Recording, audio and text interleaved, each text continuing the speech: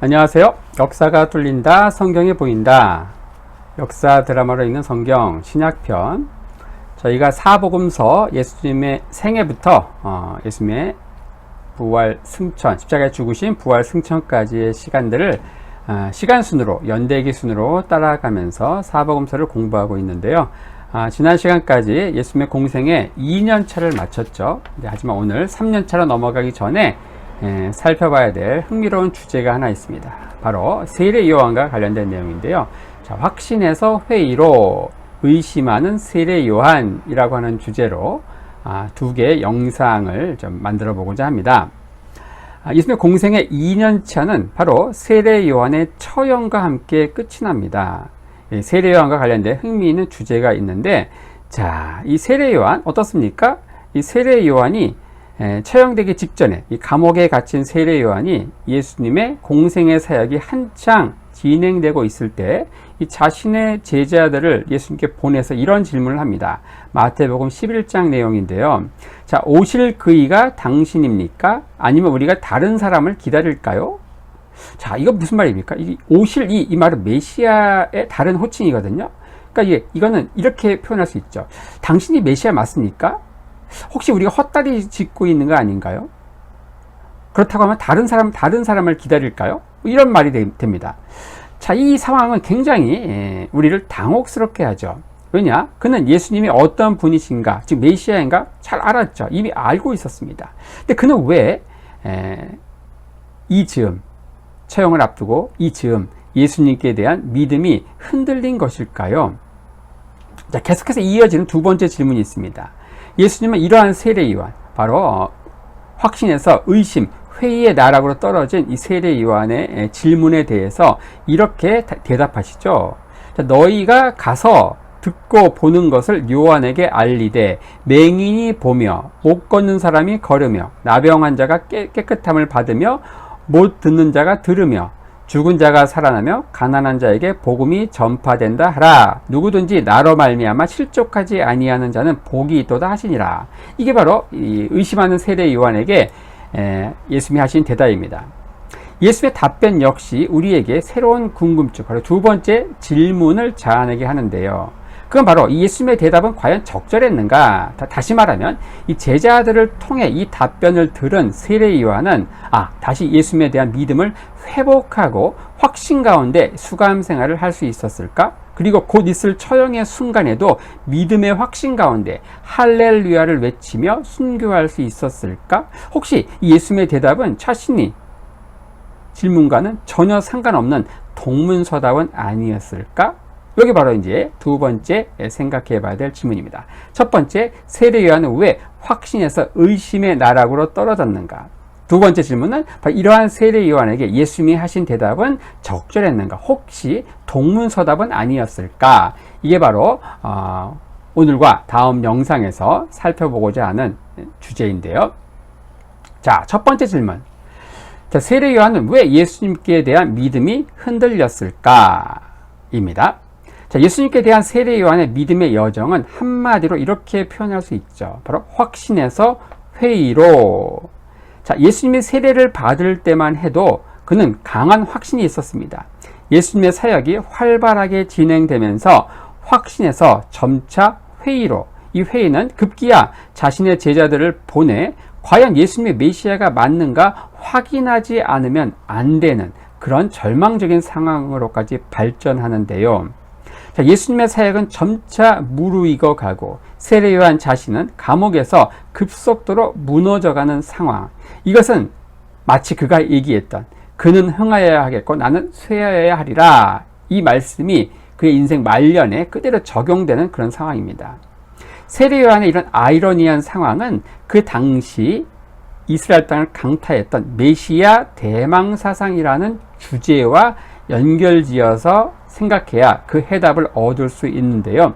자, 세례 요한의 이 회의, 의심은 주 1세기 당시 이스라엘 사회를 강타한 이 메시아관에 그 뿌리를 두고 있다는 거죠.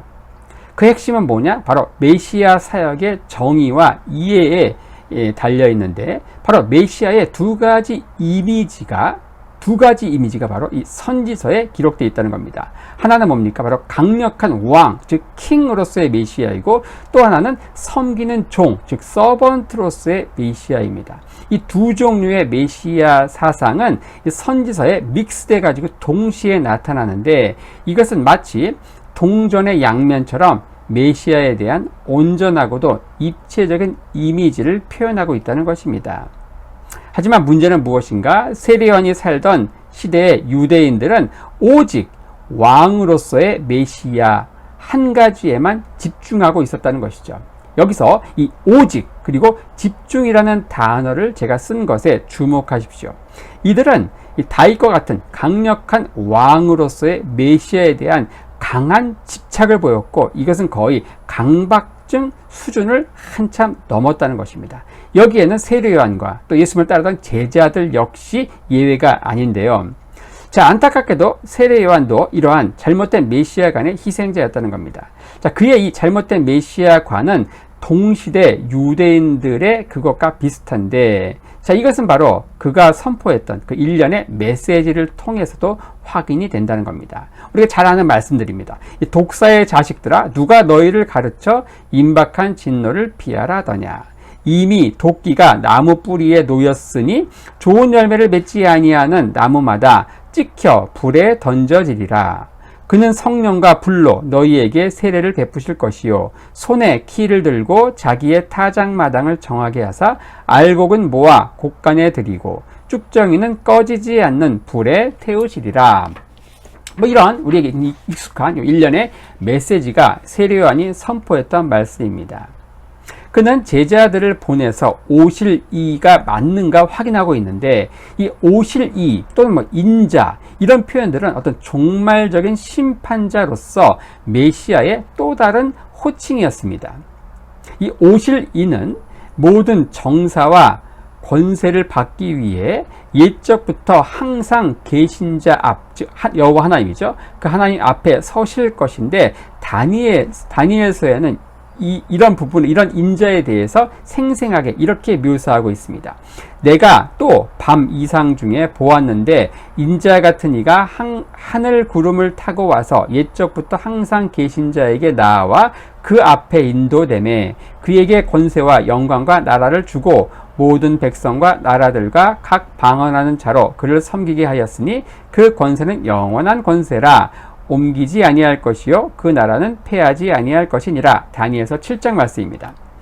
이러한 그 오실리 종말론적 심판자로서 인자에 대한 그 묘사는 대표적인 신구약 중간기 문헌인 에녹서에도 비슷하게 언급되어 있습니다. 에녹서 69장에 이런 말씀이 있습니다.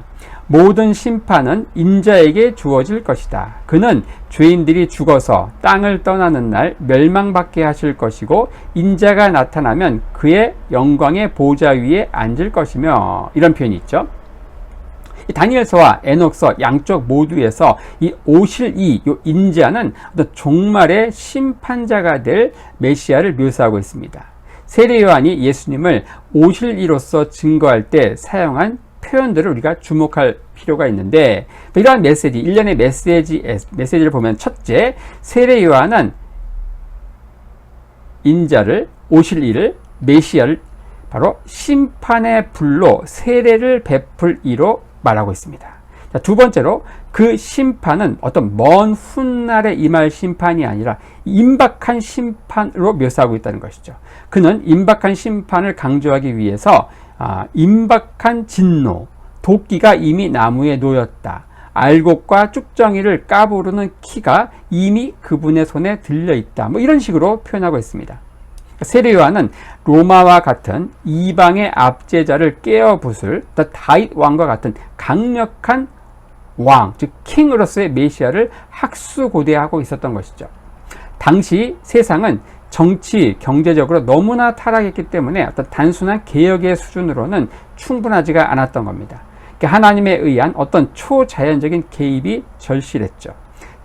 단순히 개혁되거나 안에서부터 갱신된 도시가 아니라 하늘에서 내려오는 새 예루살렘이 필요했고, 이런 일은 바로 오실 이로 묘사된 메시아의 도래를 통해서만 가능했던 것인데, 자, 그런데 세례 요한이 볼 때 그 메시아가 오셨고 그분을 통해서 세상에는 곧 천지개벽과 같은 어떤 혁명적인 일들이 막 일어나야 된다는 것이죠.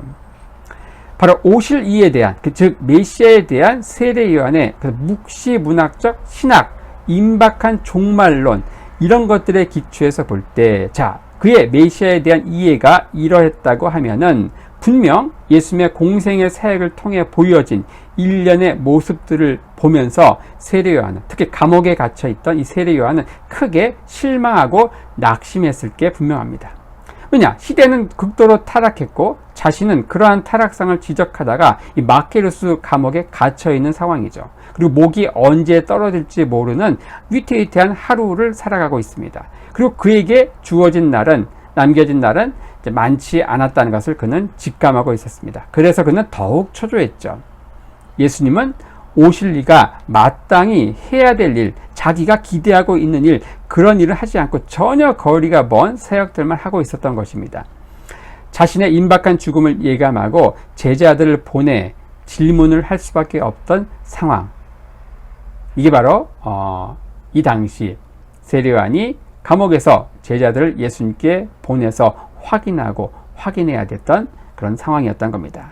이를 볼 때 세례 요한도 그 시대를 강타했던 어떤 왜곡된 메시아 신학의 희생자였다, 뭐 이렇게 이야기할 수 있었던 것이죠. 자, 그럼 다음 영상에서는 이 세례 요한에게 이 확신에서 의심으로 떨어진 이 세례 요한에게 하신 예수님의 대답은 과연 적절했는가, 혹 동문서답은 아니었는가, 뭐 그러한 주제로 두 번째 영상에서 한번 다뤄보도록 하겠습니다.